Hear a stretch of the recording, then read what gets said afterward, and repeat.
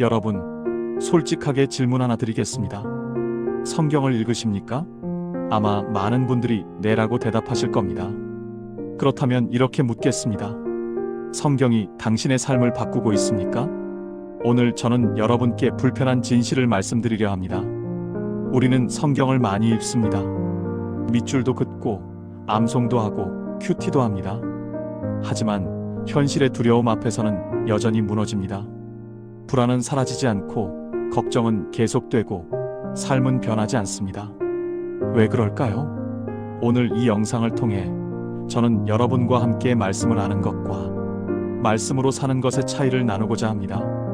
그리고 실제로 위기 속에서도 무너지지 않는 사람들이 어떻게 말씀을 붙잡고 살아가는지 그 비밀을 함께 발견하는 시간이 되기를 원합니다. 끝까지 시청하시면 여러분의 삶의 변화를 경험하게 되실 겁니다. 제가 목회를 하면서 가장 많이 듣는 질문이 있습니다. 목사님, 저는 성경을 읽습니다. 기도도 합니다. 그런데 왜 제 삶은 변하지 않을까요? 이것은 한두 사람의 문제가 아닙니다. 저는 지난 수십 년간 수많은 신자들을 만나왔습니다. 그리고 놀라운 사실을 발견했습니다. 대부분의 신자들은 익숙한 성경 구절들을 알고 있습니다. 불안할 때 떠올리는 말씀, 위로가 필요할 때 암송하는 구절들, 힘들 때 찾아보는 성경 앱의 오늘의 말씀. 하지만 문제는 여기에 있습니다. 현실의 두려움 앞에서는 여전히 흔들립니다. 어떤 분은 이렇게 말씀하십니다. 빌립보서 4장 6절, 아무것도 염려하지 말라는 말씀을 알아요. 외웠어요. 그런데 밤에 잠을 못 자요. 자녀 걱정, 건강 걱정, 경제 걱정. 머리로는 아는데 가슴이 따라가지 않아요. 또 어떤 분은 이렇게 고백합니다. 시편 23편을 수없이 읽었어요. 사망의 음침한 골짜기를 다닐지라도 두려워하지 않으리니. 좋은 말씀이죠. 그런데 실제로 암 진단을 받았을 때 그 말씀이 떠오르지 않았어요. 아니, 떠올라도 위로가 되지 않았어요. 여러분, 이것이 우리의 솔직한 모습 아닙니까? 문제는 말씀이 아닙니다. 하나님의 말씀은 살아있고 운동력이 있습니다. 문제는 말씀을 대하는 우리의 태도입니다. 우리는 말씀을 어떻게 대하고 있습니까? 첫째, 우리는 말씀을 정보처럼 소비합니다. 마치 뉴스를 읽듯, 지식을 쌓듯 말씀을 읽습니다. 오늘 3장 읽었어. 이번 주 목표 달성. 체크리스트를 완성하는 것처럼 말씀을 대합니다. 하지만 여러분, 정보처럼 소비된 말씀은 삶을 바꾸지 못합니다. 이것은 마치 건강 정보를 많이 아는 것과 실제로 건강한 것의 차이와 같습니다. 당뇨에 좋은 음식 100가지를 외우고 있어도 실제로 먹지 않으면 혈당은 내려가지 않습니다. 운동의 중요성을 아무리 많이 알아도 실제로 몸을 움직이지 않으면 체력은 늘지 않습니다. 마찬가지입니다. 말씀을 아는 것과 말씀으로 사는 것은 다릅니다. 둘째, 우리는 많은 구절을 얕게 읽습니다. 이 구절, 저 구절, 여기서 한 절, 저기서 두 절, 마치 뷔페에서 음식을 담든 말씀을 읽습니다. 오늘은 잠언, 내일은 시편, 모레는 복음서. 물론 성경 전체를 읽는 것은 중요합니다. 하지만 문제는 깊이입니다. 우리는 너무 많은 구절을 스쳐 지나갑니다. 한 구절이 내 안에 뿌리내릴 시간을 주지 않고 벌써 다음 장으로 넘어갑니다. 여러분, 이렇게 질문해 보십시오. 나는 지금 어떤 말씀을 붙잡고 살고 있는가? 내 삶을 지탱하는 한 구절이 있는가? 위기가 올 때 자동으로 떠오르는 말씀이 있는가? 만약 대답하기 어렵다면 우리는 말씀을 너무 얕게 읽고 있는 것입니다. 말씀을 아는 것과 살아내는 것 사이에는 큰 간격이 있습니다. 이 간격은 무엇일까요? 그것은 바로 반복과 묵상입니다. 우리는 말씀을 한 번 읽고 이해했다고 생각합니다. 하지만 이해하는 것과 체득하는 것은 다릅니다.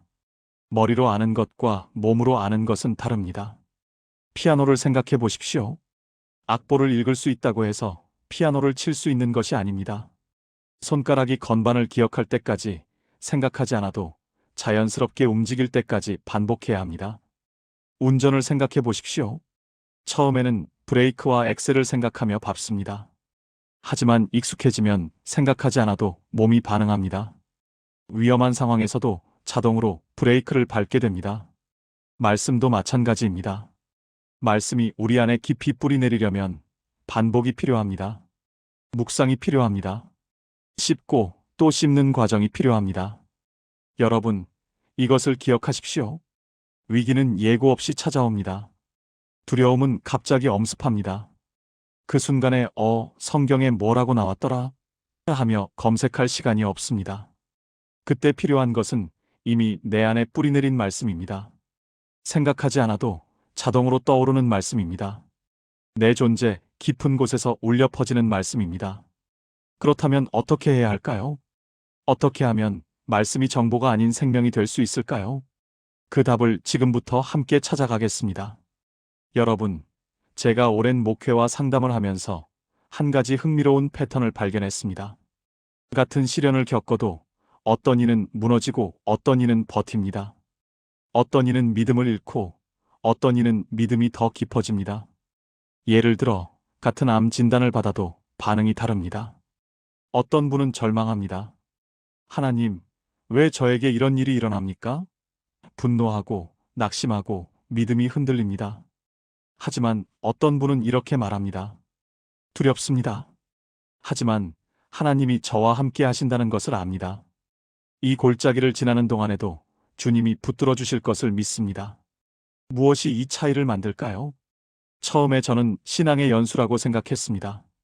오래 믿은 사람이 더 강할 것이라고. 하지만 아니었습니다. 그 다음에는 성경 지식이라고 생각했습니다. 말씀을 많이 아는 사람이 더 흔들리지 않을 것이라고. 하지만 그것도 아니었습니다. 신학을 전공하고 성경을 수십 번 읽은 분들도 위기 앞에서 무너지는 경우를 봤습니다. 반대로 학식은 없지만 단순한 믿음으로 산을 옮기는 분들도 봤습니다. 그렇다면 진짜 차이는 무엇일까요? 저는 오랜 관찰 끝에 한 가지 공통점을 발견했습니다.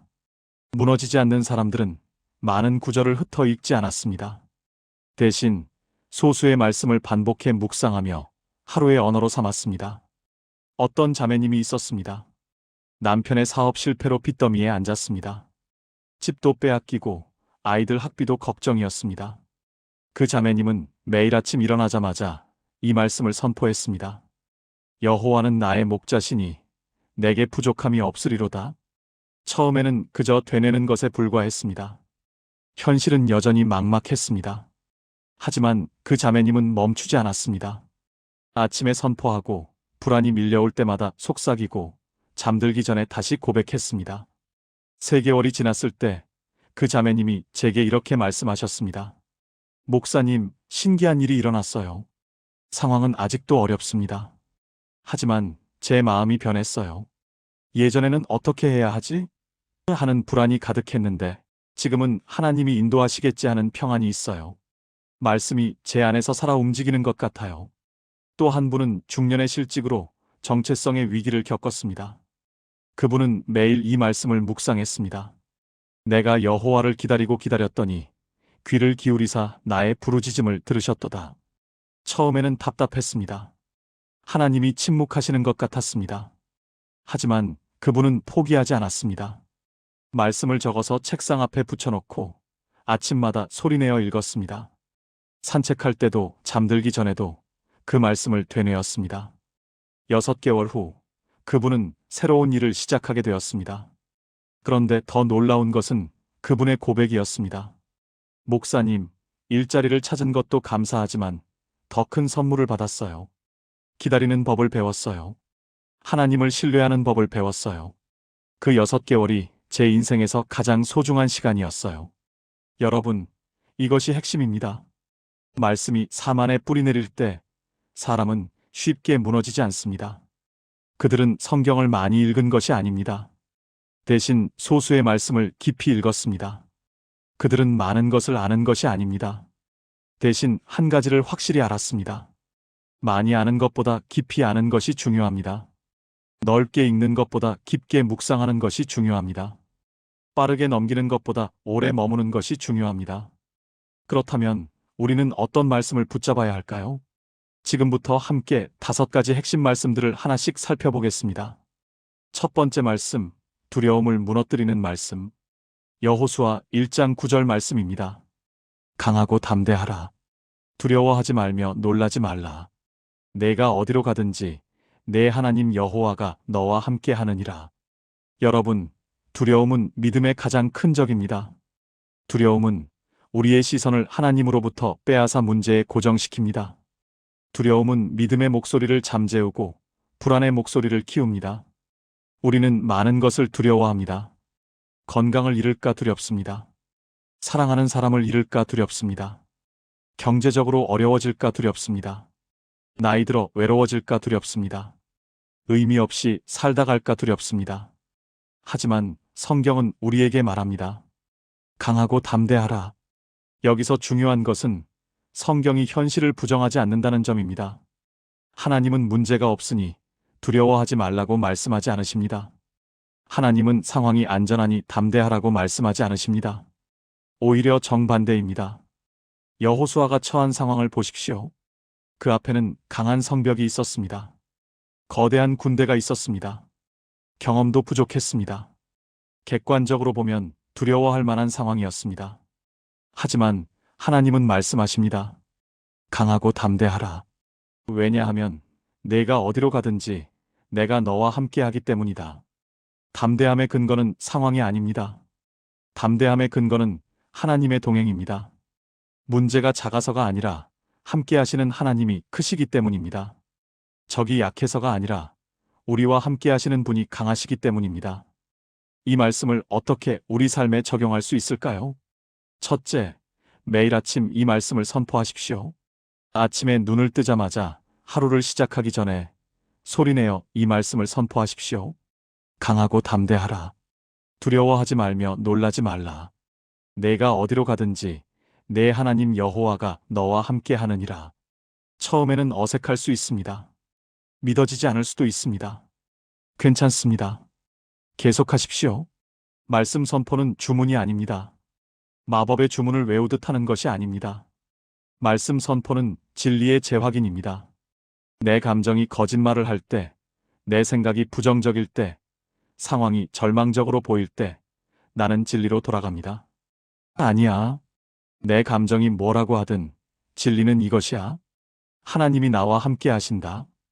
둘째, 두려움이 밀려올 때마다 이 말씀을 붙잡으십시오. 밤에 잠을 못 이루며 걱정이 밀려올 때, 병원에서 검사 결과를 기다릴 때, 중요한 결정을 앞두고 불안할 때, 그때마다 이 말씀을 속삭이십시오. 강하고 담대하라. 하나님이 나와 함께 하신다. 이것은 도피가 아닙니다. 현실 부정이 아닙니다. 이것은 진리로 무장하는 것입니다. 두려움은 우리 마음에 거짓을 속삭입니다. 너는 혼자야.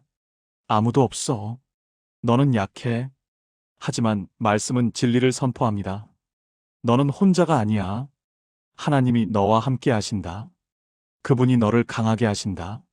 셋째, 구체적인 상황에 이 말씀을 적용하십시오. 직장에 갈 때 하나님이 나와 함께 하신다. 병원에 갈 때 하나님이 나와 함께 하신다.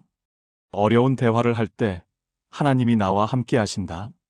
외로운 밤을 보낼 때 하나님이 나와 함께 하신다. 여러분, 이 말씀을 매일 반복해서 선포할 때 놀라운 일이 일어납니다.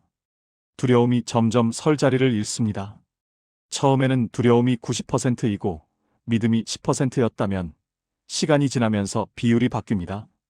두려움이 80%, 믿음이 20%, 두려움이 60%, 믿음이 40%, 두려움이 40%, 믿음이 60%, 그리고 어느 순간 두려움보다 믿음이 더 커지는 순간이 옵니다. 그때 여러분은 외칠 수 있습니다. 나는 강하고 담대하다. 왜냐하면 하나님이 나와 함께 하시기 때문이다. 두 번째 말씀, 길을 잃었을 때 붙잡는 말씀. 잠언 19장 21절 말씀입니다. 사람의 마음에는 많은 계획이 있어도 오직 여호와의 뜻만이 완전히 서리라. 여러분, 인생을 살다 보면 길을 잃은 것 같을 때가 있습니다.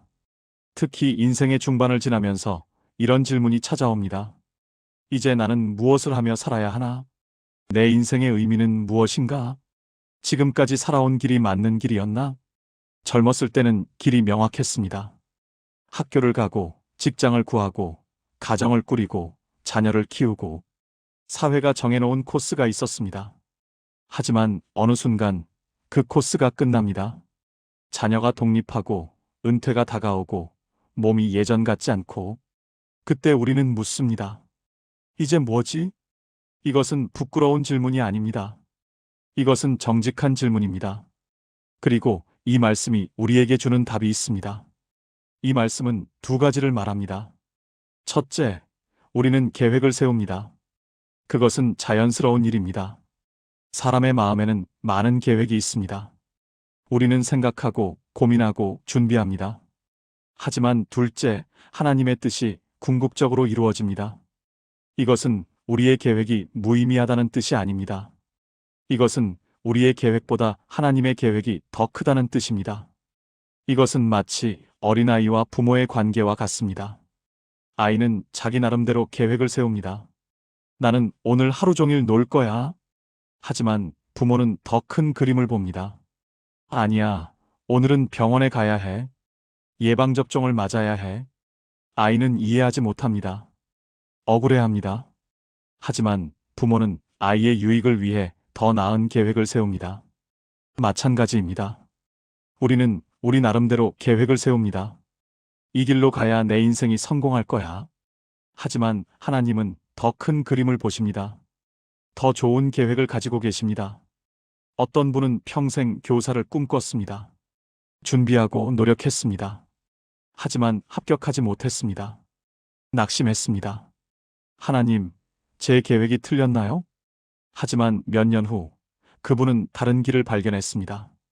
상처받은 아이들을 돌보는 사회복지사가 되었습니다. 그리고 고백했습니다. 교사가 되었다면 30명을 가르쳤을 거예요. 하지만 지금은 수백 명의 아이들의 삶을 변화시키고 있어요. 하나님의 계획이 제 계획보다 훨씬 더 좋았어요. 여러분, 길이 보이지 않을 때 그것은 길을 잃은 것이 아닐 수 있습니다. 그것은 새로운 인도를 기다리는 시간일 수 있습니다. 하나님은 혼란 속에서도 조용히 길을 준비하십니다. 우리가 해야 할 일은 무엇입니까? 계획을 세우되 하나님의 뜻에 열려 있는 것입니다. 나아가되 하나님의 인도를 구하는 것입니다. 기다리되 하나님을 신뢰하는 것입니다. 그리고 나중에 뒤돌아보면 우리는 고백하게 될 것입니다. 하나님의 계획이 내 계획보다 훨씬 좋았다. 세 번째 말씀, 걱정을 내려놓게 하는 말씀. 시편 55편 22절 말씀입니다. 내 짐을 여호와께 맡기라. 그가 너를 붙드시고 의인의 흔들림을 영원히 허락하지 아니하시리로다. 여러분, 우리 모두 걱정이 있습니다. 자녀 걱정, 건강 걱정, 돈 걱정, 관계 걱정, 미래 걱정. 어떤 분들은 이렇게 말합니다. 걱정하지 말라고요? 그게 쉽나요? 현실적으로 걱정할 수밖에 없잖아요. 맞습니다. 저도 압니다. 걱정을 없애는 것은 쉽지 않습니다. 하지만 이 말씀이 주목하는 것은 조금 다릅니다. 성경은 걱정을 없애라고 말하지 않습니다. 성경은 걱정을 옮겨라고 말합니다. 내 짐을 여호와께 맡기라. 걱정은 없애야 할 대상이 아니라 옮겨야 할 대상입니다. 걱정을 맡긴다는 것은 무엇을 의미할까요? 무거운 짐을 생각해 보십시오. 당신이 20kg짜리 가방을 들고 있습니다. 힘듭니다. 어깨가 아픕니다. 그때 누군가 다가와 말합니다. 내가 대신 들어줄게. 두 가지 선택이 있습니다. 첫째, 계속 붙잡고 있으면서 도와주세요 하고 말만 하는 것. 둘째, 실제로 가방을 그 사람에게 건네주는 것. 많은 사람들이 첫 번째를 합니다. 하나님, 제 걱정을 해결해 주세요. 기도합니다. 하지만 기도가 끝나면 여전히 그 걱정을 붙잡고 있습니다. 밤에도 그 걱정을 안고 잠듭니다. 아침에도 그 걱정과 함께 일어납니다. 진짜 맡긴다는 것은 손을 내려놓는 것입니다. 하나님, 이 걱정을 당신께 드립니다. 이제 제가 할 수 있는 것은 다 했습니다. 나머지는 당신의 손에 맡깁니다. 그렇다면 구체적으로 어떻게 할까요? 첫째, 걱정을 구체적으로 정리하십시오. 막연한 불안은 더 크게 느껴집니다. 종이에 걱정을 하나씩 적어 보십시오.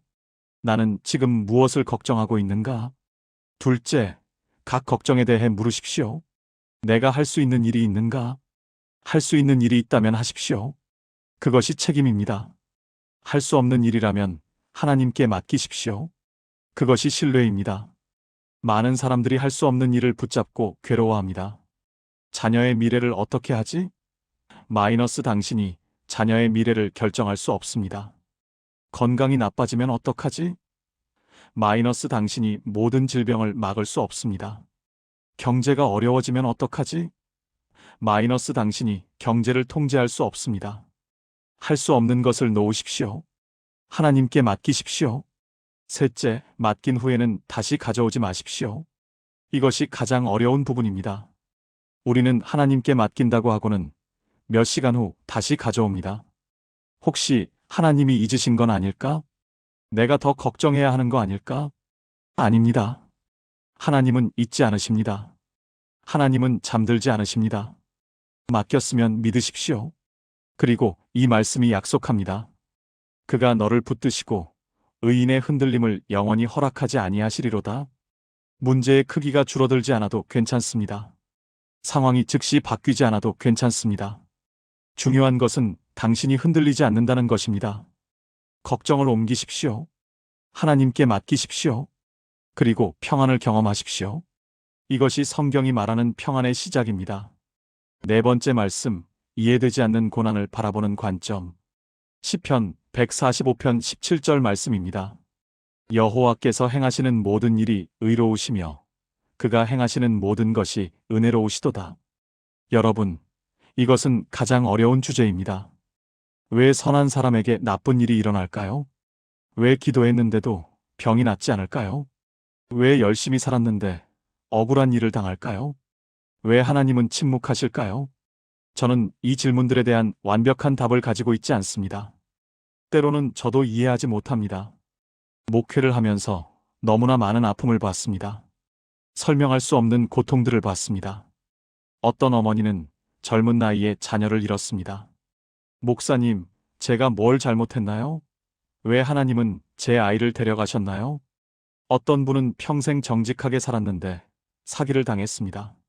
하나님, 저는 당신을 믿고 살았습니다. 왜 이런 일을 당해야 합니까?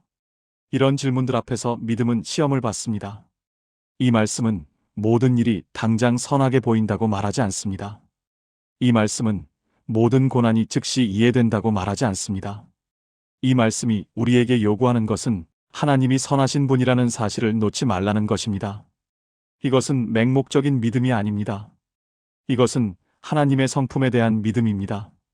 우리는 모든 상황을 이해하지 못할 수 있습니다. 하지만 우리는 하나님의 성품을 알고 있습니다. 성경은 일관되게 말합니다. 하나님은 사랑이십니다. 하나님은 공의로우십니다. 하나님은 신실하십니다. 하나님은 선하십니다.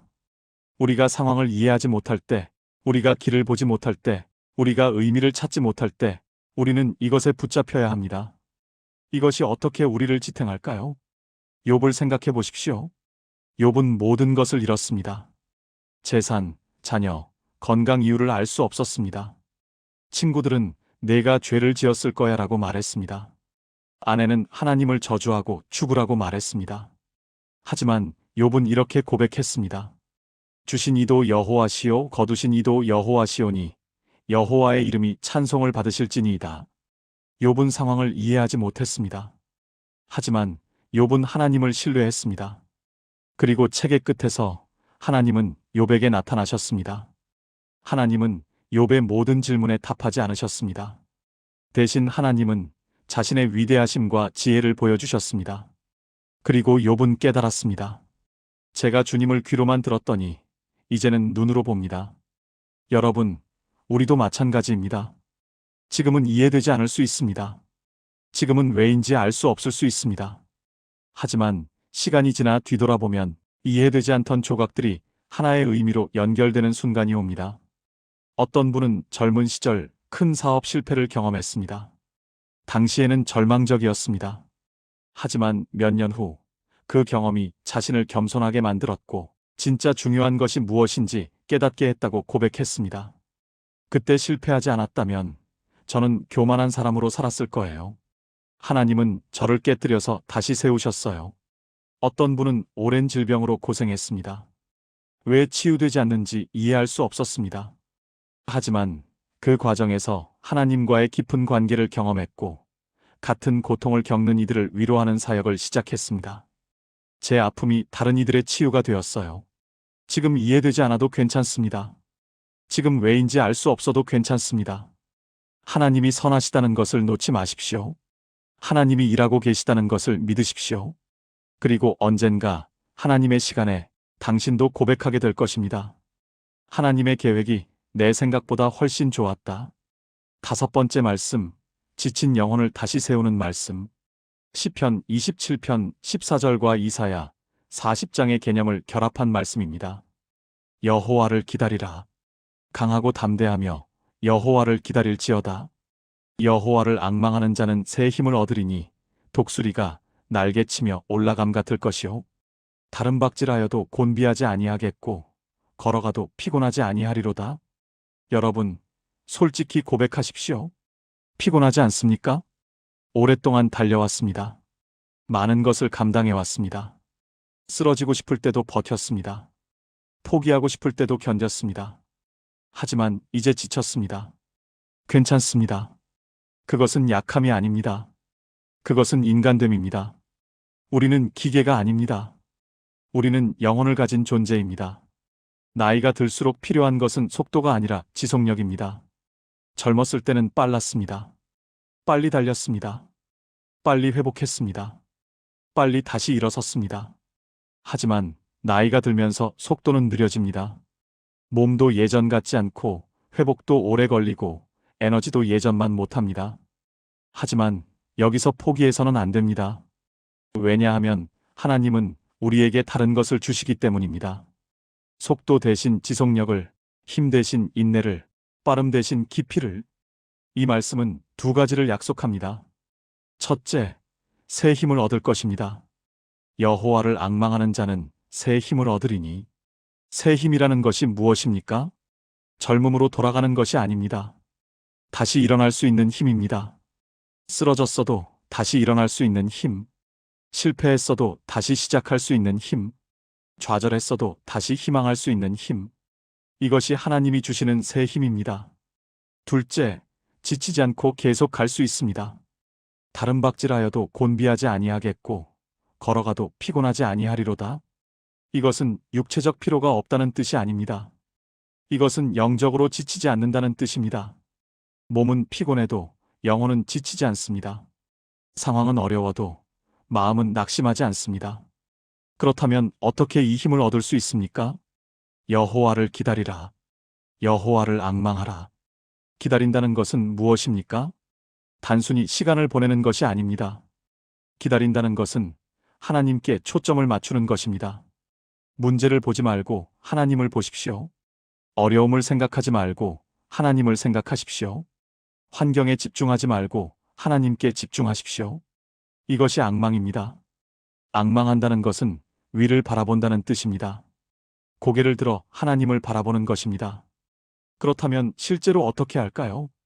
매일 조용한 시간을 가지십시오. 바쁜 일상을 멈추고 하나님 앞에 앉으십시오. 말씀을 읽고 기도하고 그저 하나님의 임재 안에 머무십시오. 처음에는 아무 느낌이 없을 수 있습니다. 변화가 없는 것 같을 수 있습니다. 하지만 계속하십시오. 이것은 마치 휴대폰 충전과 같습니다. 휴대폰 배터리가 떨어졌을 때 충전기에 꽂습니다. 처음 5분, 10분은 큰 변화가 없습니다. 1%, 2%. 하지만 계속 꽂아두면 서서히 충전됩니다. 그리고 어느 순간 100%가 됩니다. 마찬가지입니다. 하나님 앞에 머무십시오. 말씀 앞에 앉으십시오. 기도 안에 거하십시오. 그러면 당신은 경험하게 될 것입니다. 아침에 일어날 때 새로운 힘이 있는 것을, 어려움을 마주할 때 예상치 못한 평안이 있는 것을, 쓰러질 것 같을 때 다시 일어설 수 있는 힘이 주어지는 것을. 이것이 하나님을 기다리는 자들의 특권입니다. 여러분, 지치셨습니까? 하나님을 기다리십시오. 포기하고 싶습니까? 하나님을 앙망하십시오. 그러면 당신은 다시 날아오를 것입니다.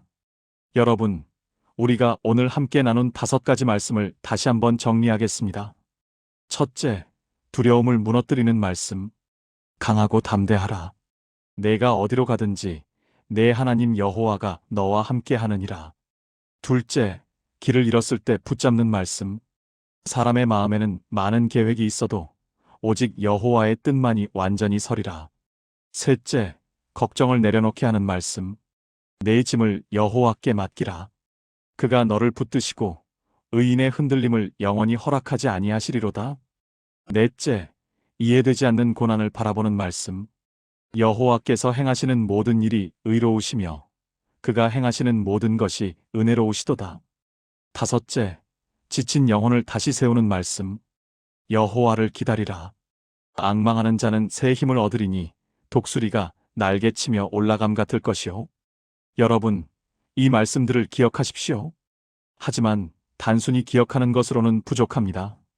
말씀은 읽는 대상이 아니라 사는 언어입니다. 말씀은 장식품이 아닙니다. 성경책에 밑줄 쳐서 예쁘게 보관하라고 있는 것이 아닙니다. 말씀은 위기 때만 꺼내는 응급 문장도 아닙니다. 말씀은 매일 반복해 부르는 언어가 되어야 합니다. 아침에 일어나서 일하러 가면서 어려움을 마주할 때 잠들기 전에 당신의 입술에서, 당신의 마음에서, 당신의 생각에서 말씀이 흘러나와야 합니다. 오늘부터 시작하십시오. 5가지 중에서 하나를 선택하십시오. 지금 당신에게 가장 필요한 말씀을 선택하십시오.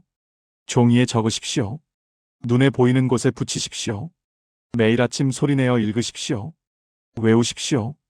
묵상하십시오. 반복하십시오. 그렇게 할 때 놀라운 일이 일어날 것입니다. 말씀이 우리를 읽기 시작할 것입니다. 처음에는 우리가 말씀을 읽습니다. 하지만 말씀이 우리 안에 뿌리내릴 때 말씀이 우리를 읽기 시작합니다. 말씀이 우리의 생각을 바꿉니다. 말씀이 우리의 반응을 바꿉니다. 말씀이 우리의 삶을 바꿉니다. 그때 여러분은 고백하게 될 것입니다. 말씀이 살아있다. 말씀이 나를 살린다. 말씀이 내 삶이 되었다. 삶을 바꾸는 기적은 멀리 있지 않습니다. 거창한 곳에 있지 않습니다. 소수의 말씀을 붙잡고 오늘 하루를 살아내는 데서 시작됩니다. 많은 구절을 아는 것보다 한 구절을 깊이 사는 것이 낫습니다. 성경 전체를 읽는 것보다 한 말씀을 온전히 사는 것이 낫습니다. 오늘 이 시간 이후 여러분의 삶이 달라지기를 원합니다. 말씀을 아는 것에서 멈추지 마십시오. 말씀으로 사십시오. 그리고 경험하십시오. 말씀이 살아있음을. 그때 신앙은 개념에서 삶으로 옮겨갑니다. 그때 당신은 진정한 변화를 경험하게 될 것입니다. 기도하겠습니다. 함께 눈을 감고 마음을 모아주시기 바랍니다. 사랑하는 하나님 아버지, 오늘 이 시간 말씀 앞에 서게 하심을 감사드립니다. 우리는 고백합니다. 말씀을 알면서도 살지 못했던 우리의 모습을 고백합니다. 정보처럼 소비하고 얕게 읽고 쉽게 잊어버렸던 우리를 용서해 주옵소서. 하나님, 이제 우리가 변화되기를 원합니다. 말씀을 아는 것에서 멈추지 않고 말씀으로 살기를 원합니다. 오늘 각자에게 필요한 말씀 하나를 붙잡게 하옵소서. 그 말씀을 반복하고 묵상하고 삶으로 살아내게 하옵소서. 두려워하는 이들에게는 담대함을, 길을 잃은 이들에게는 인도하심을, 걱정하는 이들에게는 평안을, 고난 중에 있는 이들에게는 의미를, 지친 이들에게는 새 힘을 주옵소서. 말씀이 우리 안에 뿌리내리게 하시고, 말씀이 우리의 언어가 되게 하시고, 말씀이 우리의 삶이 되게 하옵소서. 그리하여 우리가 흔들리지 않고 무너지지 않고 끝까지 신앙의 길을 걸어가게 하옵소서. 말씀이 살아있음을 날마다 경험하는 저희들 되게 하옵소서. 예수님의 이름으로 기도드립니다. 아멘. 여러분, 오늘 함께 해주셔서 감사합니다. 이 말씀이 여러분의 삶에 실제적인 변화를 가져오기를 기도합니다. 오늘 들은 5가지 말씀 중 하나를 선택하십시오. 종이에 적어서 늘 보이는 곳에 붙이십시오. 매일 아침 소리내어 선포하십시오. 30일만 해보십시오. 단 30일만. 그러면 당신의 삶이 달라지는 것을 경험하게 될 것입니다. 이 영상이 도움이 되셨다면 좋아요를 눌러주시고 더 많은 분들이 이 메시지를 들을 수 있도록 구독과 알림 설정 부탁드립니다. 여러분의 삶에 하나님의 은혜와 평강이 가득하기를 기도합니다. 다음 영상에서 또 만나 뵙겠습니다. 하나님의 축복이 함께 하시기를 바랍니다.